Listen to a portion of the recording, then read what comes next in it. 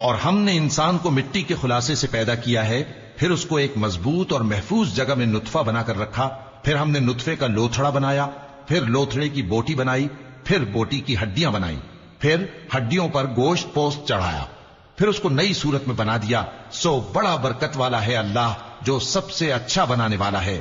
پھر اس کے بعد تم مر جاتے ہو، پھر قیامت کے روز اٹھا کھڑے کیے جاؤ گے، اور ہم نے تمہارے اوپر کی جانب 7 آسمان پیدا کیے، اور ہم خلقت سے غافل نہیں ہیں۔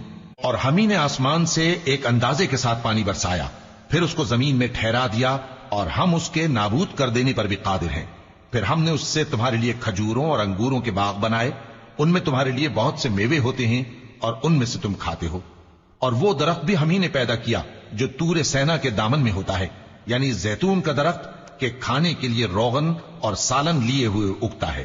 اور تمہارے لیے چوپایوں میں بھی عبرت ہے کہ جو ان کے پیٹوں میں ہے اس سے ہم تمہیں دودھ پلاتے ہیں، اور تمہارے لیے ان میں اور بھی بہت سے فائدے ہیں، اور بعض کو تم کھاتے بھی ہو، اور ان پر اور کشتیوں پر تم سواری بھی کرتے ہو۔ اور ہم نے نوح کو ان کی قوم کی طرف بھیجا تو انہوں نے ان سے کہا کہ اے قوم، اللہ ہی کی عبادت کرو، اس کے سوا تمہارا کوئی معبود نہیں، تو کیا تم ڈرتے نہیں؟ اس پر ان کی قوم کے سردار جو کافر تھے کہنے لگے کہ یہ تو تم ہی جیسا آدمی ہے، تم پر بڑائی حاصل کرنی چاہتا ہے، اور اگر اللہ چاہتا تو فرشتے اتار دیتا۔ ہم نے اپنے اگلے باپ دادا میں تو یہ بات کبھی سنی نہیں، اس آدمی کو تو دیوانگی کا عارضہ ہے، تو اس کے بارے میں کچھ مدت انتظار کرو۔